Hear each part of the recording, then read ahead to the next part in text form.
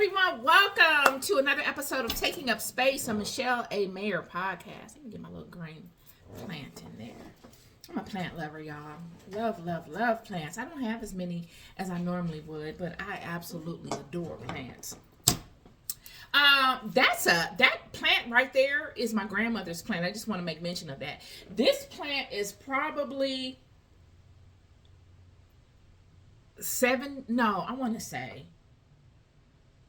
60 years old. This plant I got from my cousin after my grandmother passed away, and I got it as a little bitty piece of a plant, and it's just flourished. I have a green thumb. Plants love me. I talk to my plants and all kind of stuff. But anyway, want to come on today, have a thought-provoking conversation for y'all. I posted something on my Instagram speaking to what am I speaking to? Speaking to the feminine aspect, what we would consider Eve in the Judeo-Christian Bible, and her fall. But, you know, the greatest mother, the mother of all living, and her fall. And I like to go deeper into that, right? I want to go deeper into that. I had like a few paragraphs beneath it to support my thinking of the post. And, you know, I'd like to put some texture to it. You know, the fall from the divine life aspect into the world of the material, the mundane, the chaotic. And, you know, all things lead themselves back to point A. You know, it's just like a clock. When you look at a clock on the wall and you're at the 12 o'clock hour and it goes down, you're at the lowest aspect, which is the 6 o'clock hour. And then you go back up and you're back at 12. That is the way of life. That is the cycle of this life, friend. There's nothing ever wasted. It's just in the process of going downward and going back up that we feel like things are wasted, and we go through all of these experiences of regret, doubt, fear, anxiety, hopelessness, happiness, all of these different feelings depending upon where we are in the process. And she experienced the same thing because it was through her that all of these cycles, all of these events transpired. I want to share something with you, and this is out of the Pistis of Sofia. It's a text speaking to support of, or actually not even support of, but more deeper elaborations of the Gospels of Jesus and his interactions with his disciples. And I'm just going to get to the fifth repentance of Sofia, and she's repentive of the activities that has transpired that brought upon her fall into chaos. Okay, so let me go ahead on and read this to you. Number one, and I will read it and I will elaborate as I read. Okay, so number one, verse 1. Light of my salvation, I sing praise unto thee in the region of the height, and again in the chaos. She's speaking to the light, the divine light, that divine spark of life that emanates within all of us, that gives us consciousness. She's speaking to that aspect. Because before we enveloped in the physical body, we were an ethereal being. We were boundless. We were boundless energy that emanated from a divine spark. So she's speaking to this spark, and she's speaking to this spark in its original form, the form that she came forth from, the ethereal form, in her wholeness. She's remembering that divine spark in her wholeness, and she's also seeing the opposite of which that she is experiencing in the chaos. Verse 2. I sing praise unto thee in my hymn with which I sing praise in the height, and with which I sing praise unto thee when I was in chaos. Let it come into thy presence. And she's singing a song. She's singing in a melody. She's singing within a particular frequency, within a particular tune. Her tune.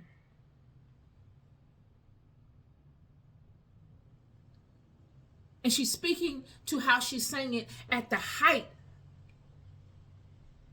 of her expression, while in the ethereal, while in her whole aspect. And she's also speaking to what that sound, what that emanation was like while she experienced the chaos. When we speak to the chaos, when we speak to wholeness, as I've stated, she was birthed from a whole environment. There was, just like Eve was birthed from a whole environment. There was no dissension. There was no enemy within oneself. There was no enemy amongst the sea of peers. All was whole. Everyone was functioning within their most holistic aspect. And then something happened that made one condemn oneself, that broke up the wholeness, that divided it, and that put it in a place of remember and now, regret and now. So she went from this whole peaceful aspect of viewing herself and her environment to a chaotic environment, noisy, confusing, regretful, fearful.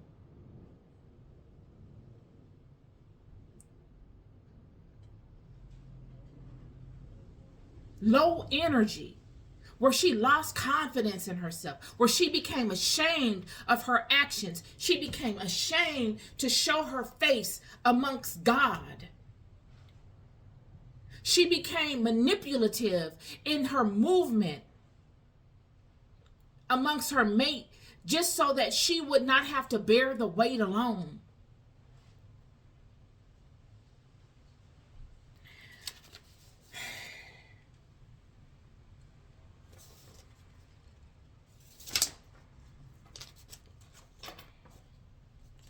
Verse 3, for my power is filled up with darkness, and my light have gone down into chaos. Her power is filled up with darkness. She is what we would consider depressed. These are states of depression. These are states of isolation. Shame. She's ashamed that even she, knowing all that she knew, would allow such things to happen. Not that she premeditatively went about to bring them on, but because out of ignorance, even though the intention was good, out of ignorance, such things came upon her. And a new reality showed itself that she was bound to. There was no way to go backwards. It's only moving forward from this new reality. And all that will be birthed from her and through her will be bound to this new reality.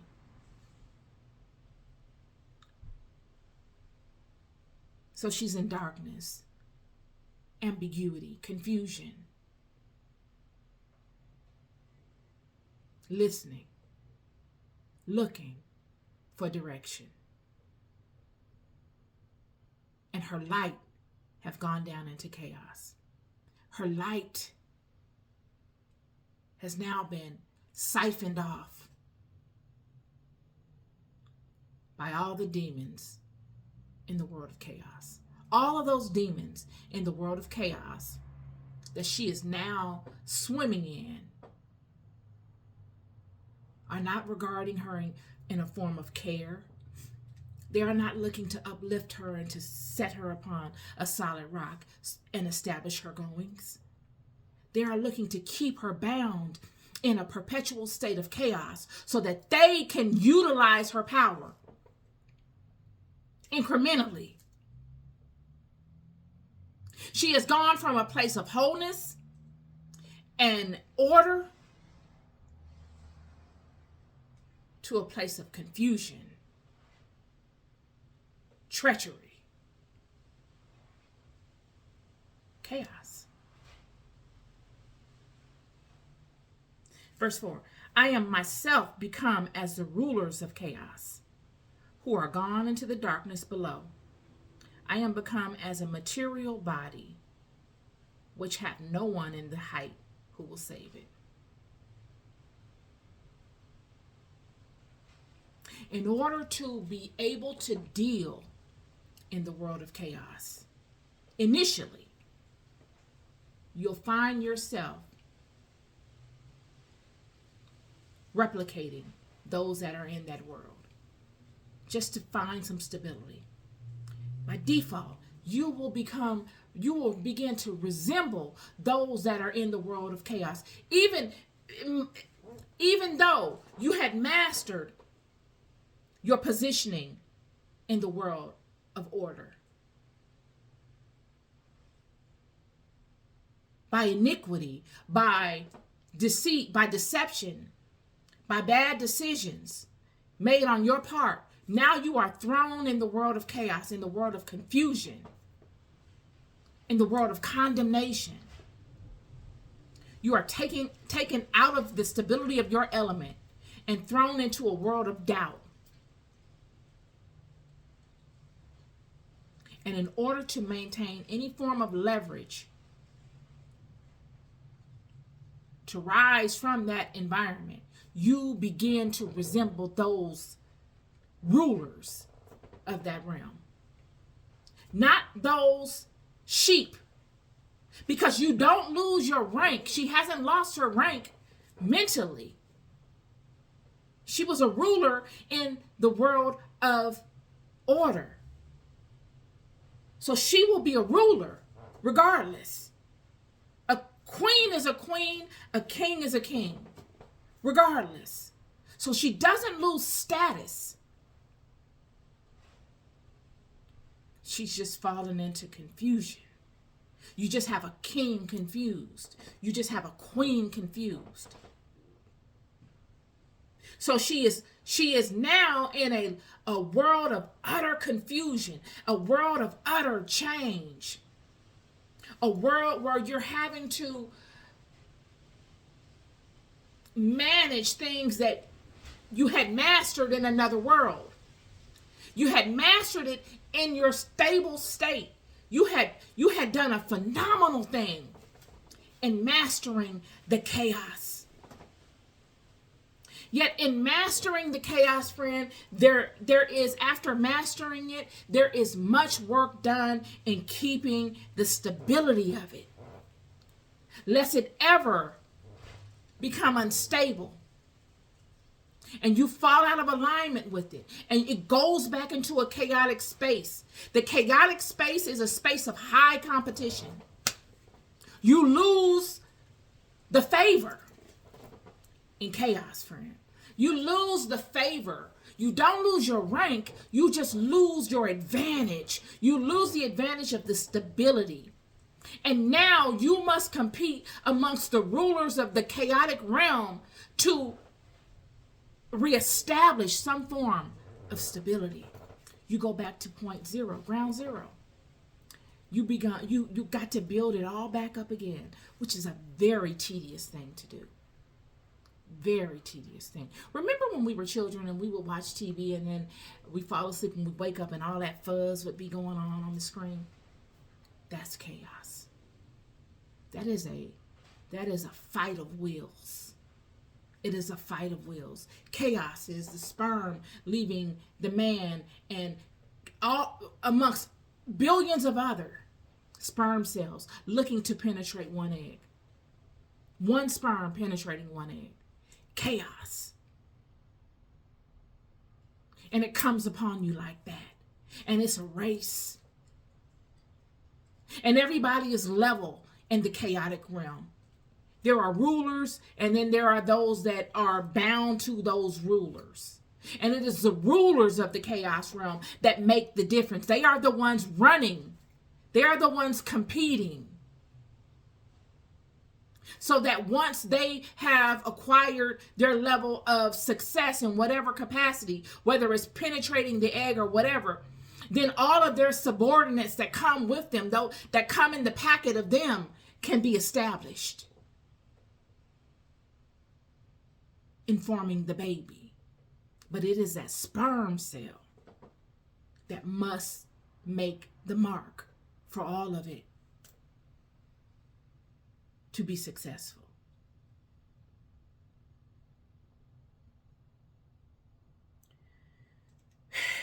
And she says, I am become as a material body. She's gone from the ethereal to be from boundless energy, all knowing, stable,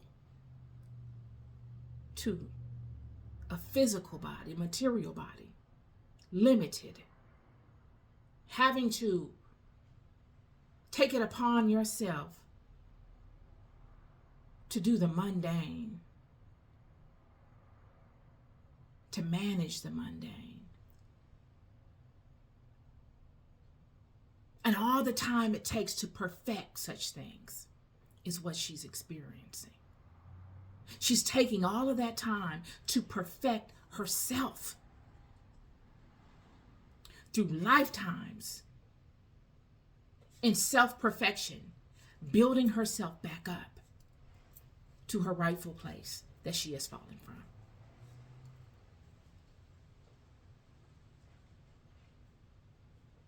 I am become as a material body which hath no one in the height who will save it.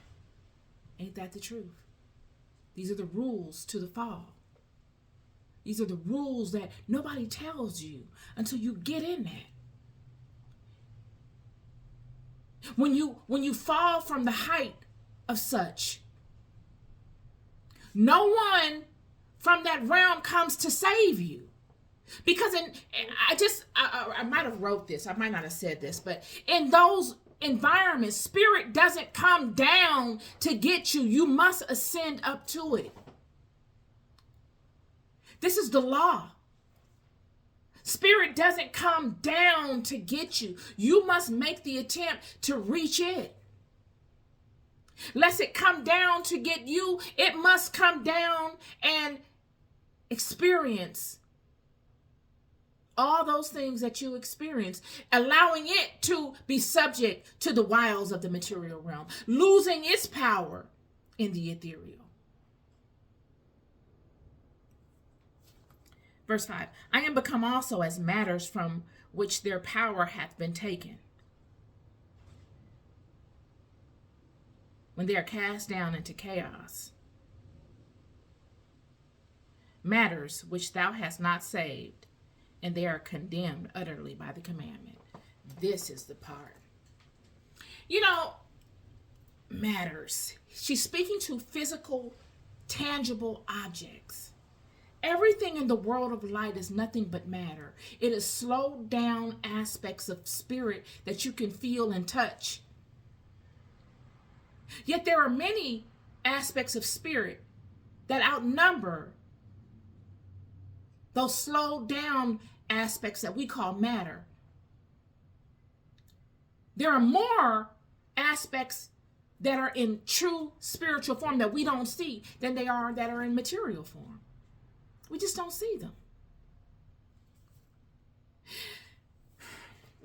When Satan came, when the fallen ones came, and Satan fell, Satan wasn't the only one, friend. Didn't it say it was 200 that assembled on Mount Hermon? And there were more before they all came and assembled on Mount Hermon. Azazel had already come and done his portion of things, which set off the whole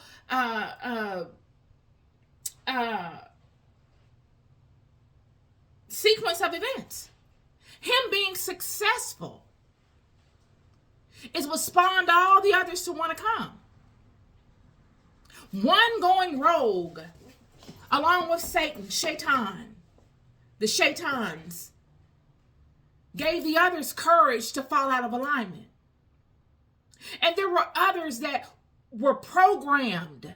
They were so powerful in their element, in their essence, that God had a clause programmed into them so that if they ever fell out of alignment, they'd immediately deactivate. They'd immediately be bound up. They'd immediately be suspended in the space from which they fell into, never making it to the world of light. They'd be bound immediately by them, by their own internal system.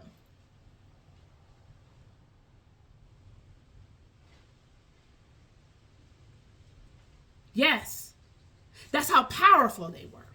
So when we think of these demons that are running around here, and this is why I say I respect people that have a spiritual background when they speak to things like this, because we get a lot from these types of conversations. They start making things gel. They make things malleable so that we can really get texture from it. When you really get to thinking about it and you see when they talk about Satan and the devil and all this kind of stuff, who was Satan? I saw a Nigerian African minister speak to this. He had a phenomenal word on this. When you see Satan and people saying, "Oh, Satan, get behind me," and Satan, you better do this, and Satan, you better, we're putting too much on Satan too. Satan does not have that much power in the hierarchy of things. You must understand who all defaulted here. Satan wasn't a warrior, friend. Satan was the musical director, the chief. He was the musical man. He knew how to work with sound and frequency. Now, that doesn't mean that he was powerless. Not at all. At all. Because sound is highly important. It covers a plethora of avenues that just being a warrior wouldn't. But there were powerful spirits that were even more powerful than Satan that followed him in his dissension, that were immediately bound up, immediately deactivated upon acting out of their alignment. It was built into their makeup as a safety clause by God, lest anything ever happen. Because had they not been bound up, friend, where you think it's bad now? And that brings me back to the point.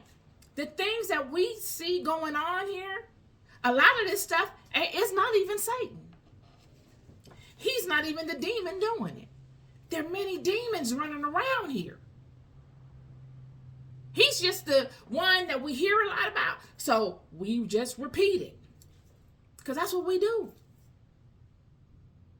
But at this point in the game, we could just say Satan is a title for the various demons that inhabit this realm, because there's a whole bunch of them.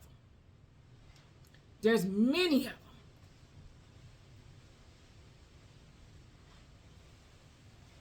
So when you read verse 5, I am become also as matters from which their power hath been taken. I'm just a powerless entity. I'm limited in my power. I'm nowhere near as powerful as I was in the ethereal. Because that portion of power that gives me that unlimited aspect cannot house itself in this body. It's so large. It's huge.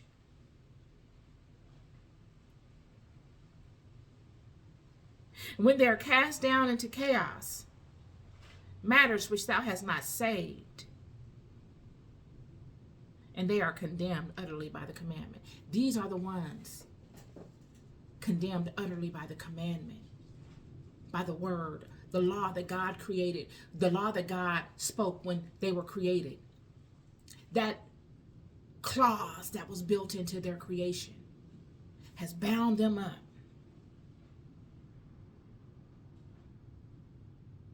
In their falling out of alignment. Verse 6, now therefore have they put me into a darkness below, in darkness in matters which are dead, and in them is no power. You've fallen into darkness. And there is no power there because you don't know where you are. There is no knowledge in anything there. This is the void place. This is ground zero. A light has not shown itself upon you. And your light is being siphoned by all those various chaotic individuals and entities that rule within that realm for a season. Verse 7, thou hast brought thy commandment upon me in all things which thou hast decreed. I'm bound to the law. I am bound to that portion of things written in the law that those like sheep experience when they fall out of alignment.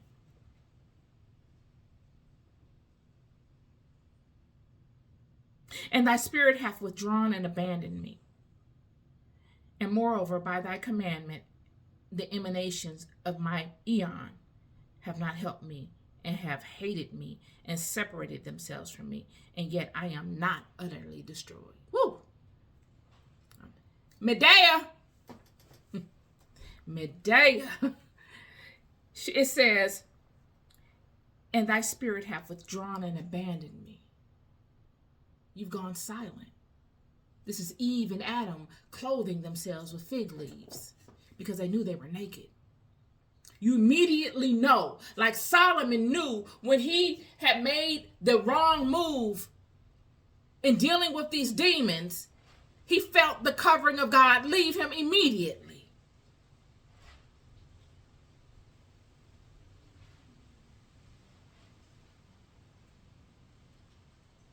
And moreover, by thy commandment and emanations of my aeon have not helped me, and have hated me, and separated themselves from me, and yet I am not utterly destroyed.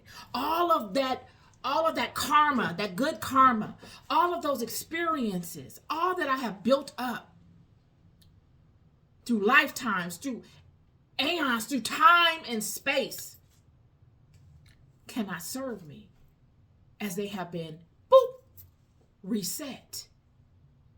I am not that same individual. I have lost all of that experience by falling into this world of chaos, into this world of dense matter. And I am born again in this world of dense matter, and I must build myself up in this world from ground zero. All of those that were of comfort to me in the ethereal, all of those that I have built up to sustain me mentally and spiritually,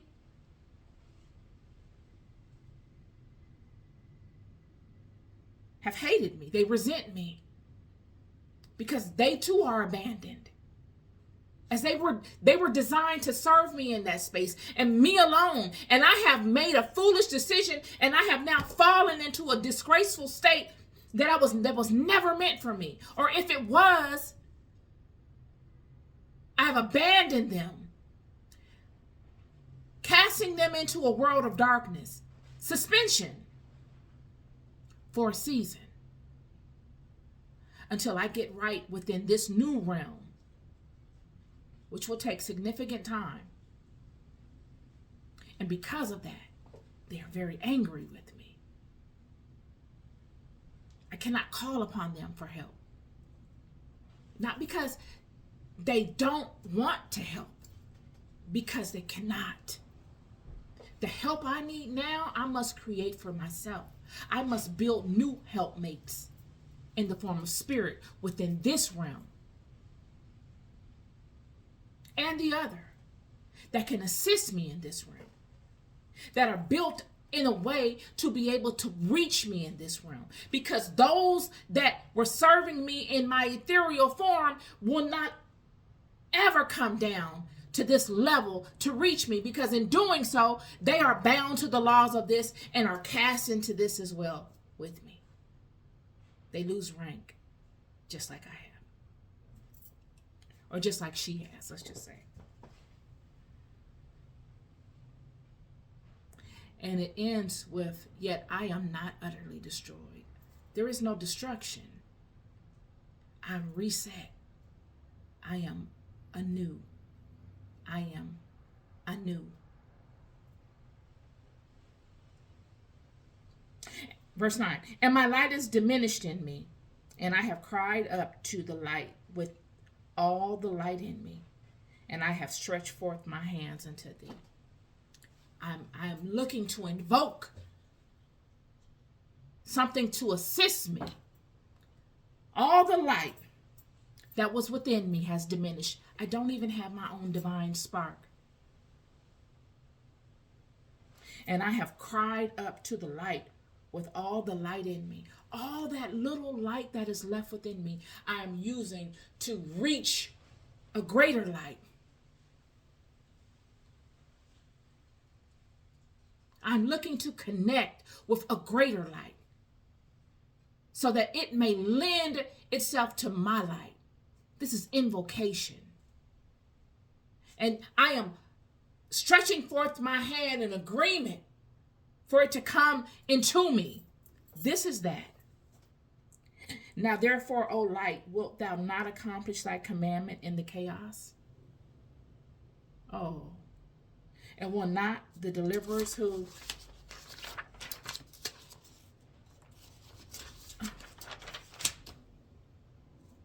and it cut off.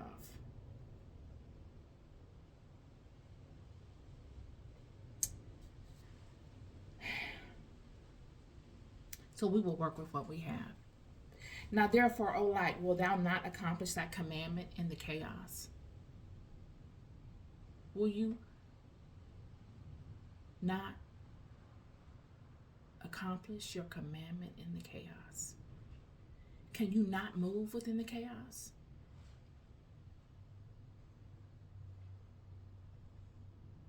Or will you leave me here to be bound by what does rule within this chaos?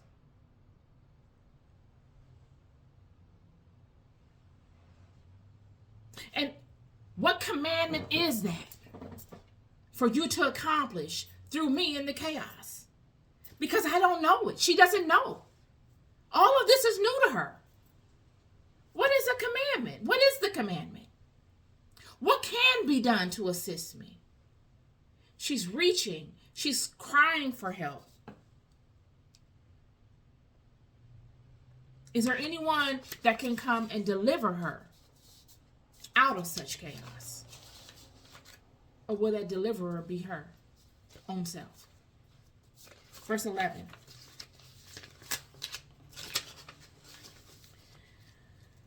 Will they utter unto the mystery of thy name in the chaos? Do they do such things? Does your name have power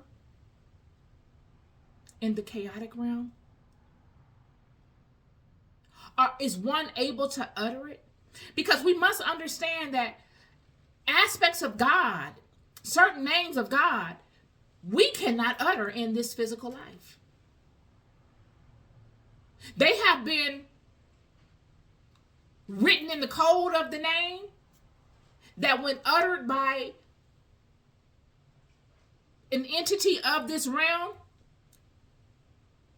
won't hold power under that particular name, because there's so much power within that particular name that those of this realm could not fathom wielding. So it deactivates within this realm. This is what verse 11 is saying. Will they not utter the mystery of thy name in the chaos? Surely there is a name for God that could be uttered in this realm. Yet the purest, most powerful, most truest aspect of God's name, God's truest name, cannot be uttered in this realm, friend. It cannot. It will do more damage than it could ever do good. As we have not ascended to a level of consciousness through spirit to be able to handle that amount of power. Verse 12. Or will they not rather utter thy name in a matter of the chaos in which thou wilt not purify? Or will they not rather utter thy name in a matter of the chaos?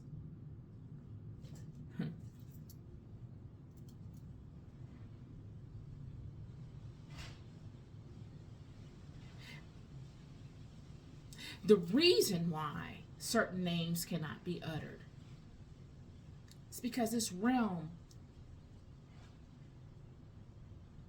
the purity of heart in this realm is not where it needs to be. It has not reached that level of ascension. It has not reached that level of mastery of self to be able to utter such things and for it to resonate within the body and within the ethereal, within the earthly realm. Not the ethereal, the earthly realm. For it to make change. The earthly realm is full of chaos. Chaos meaning untamed potential. Heightened good, heightened bad. Average good, average bad, low level good, low level bad. These are the things of the chaotic realm. It's a gumbo pot of all of it, all vying. This is a tipping point. This is a space where you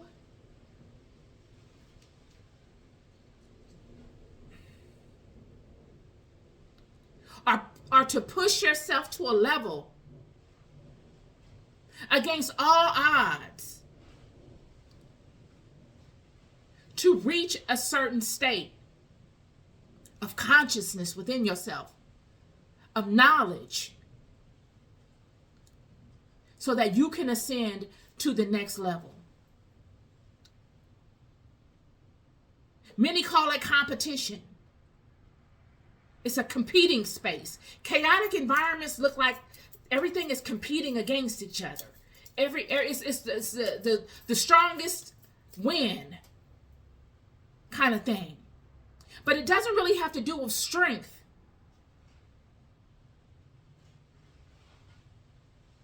It has to do with alignment. It has to do with endurance. It has to do with love.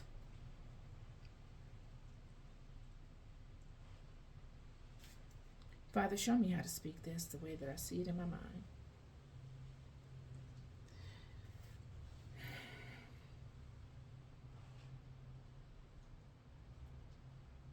Verse 13.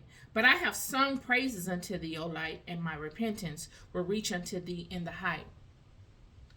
I'll never give up. I will always look to the goodness. I will remind myself from whence I have come. And I will become encouraged in that space. And I will allow that spirit to propel me forward in the world of chaos. In that I find peace in the world of chaos. And I stay within that. And I allow that spirit to wrap me up like a cocoon. And I will direct myself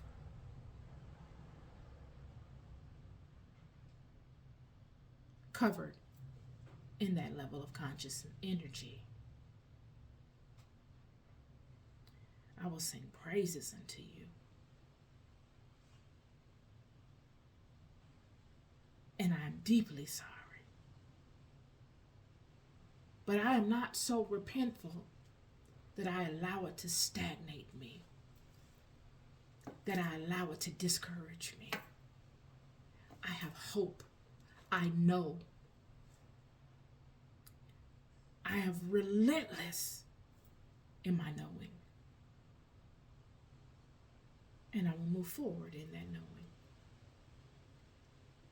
14. Let thy light come upon me. Shower me with your attention. Lend me your attention. Invoke your energy upon me.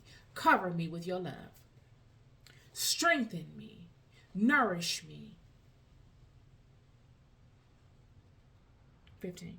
For they have taken my light, and I am in pain on account of the light from the time when I was emanated.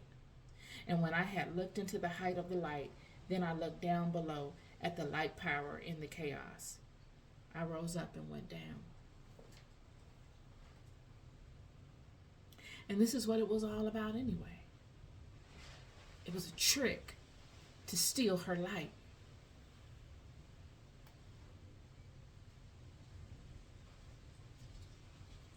It was the same light that she had from the time it first emanated within her. The same light.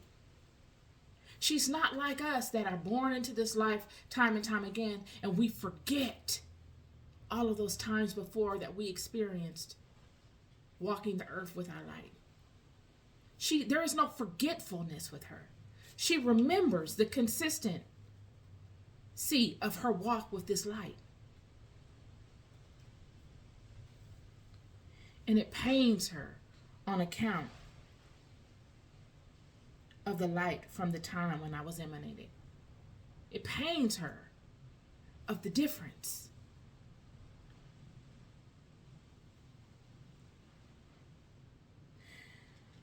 And when she looked into the height of the light, then she rose down below at the light power in the chaos. And when I looked into the height to the light, then I looked down below to the light power in the chaos. I rose up and went down. This is where everything went left. She saw the light in the height from whence it came.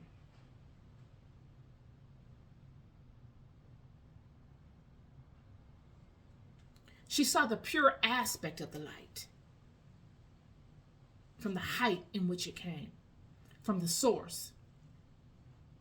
Then she looked down below at the light power in the chaos. She saw what men had done with the light power, how they converted it into matter in the world of chaos.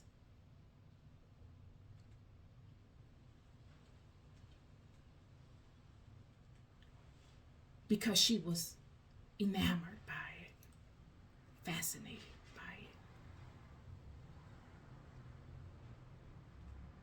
And she went down to it. Verse 16. Thy commandment came upon me, and the terrors which thou didst decree for me have brought me into delusion. She's immediately after she's made that activity, she's made that decision to go down into it. Just like Eve went to the tree and ate of the tree. She immediately realized that she shouldn't have done that. The fear of doing such came upon her.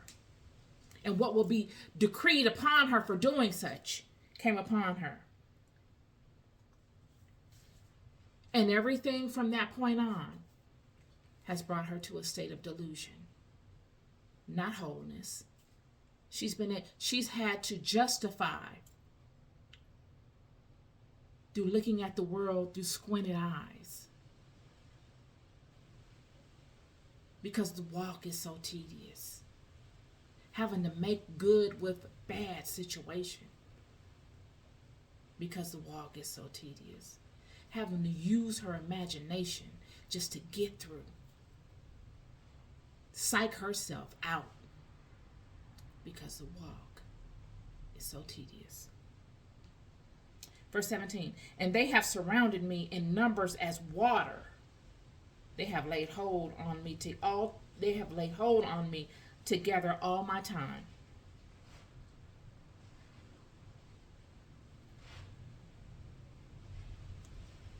All of these delusions, all of these emanations, just multiplied. A world full of delusions, a world full of material emanations, distractions abound everywhere you go, all the time. Verse 18, and by thy commandment thou hast not suffered my fellow emanations to help me, nor hast thou suffered my pair to save me out of my afflictions. No matter where I am, in whichever realm I'm in, I cannot call upon any aspect of myself to save me out of this particular affliction. They are oblivious to what I am dealing with. We are all independent upon one another, leaving marks in various places. I'm on my own in this. I'm in the building process. Ground zero.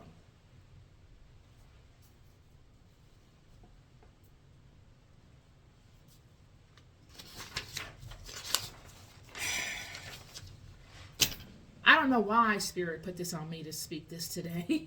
I really don't. But I didn't prepare to speak it. And it's my offering to you today.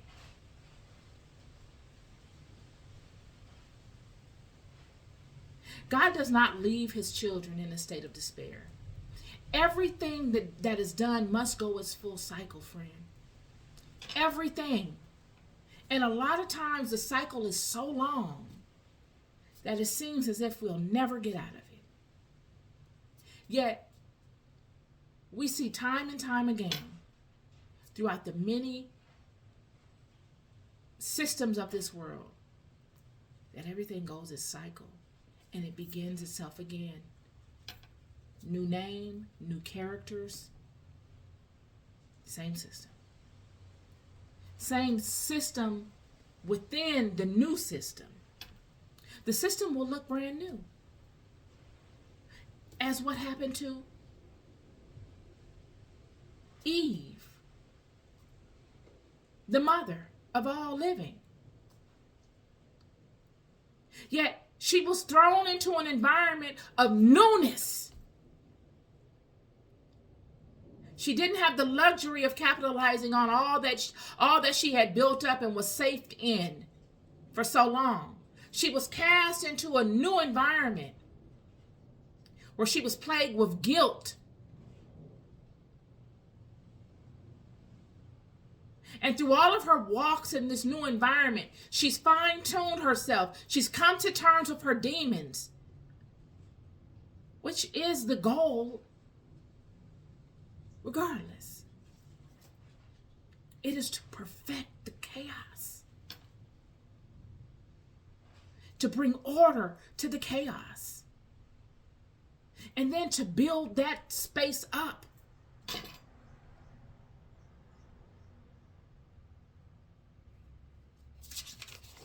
This is my podcast conversation for y'all today. We're loved more than we'll ever know. Ever know. Be good to yourselves and be good to each other. Peace and love.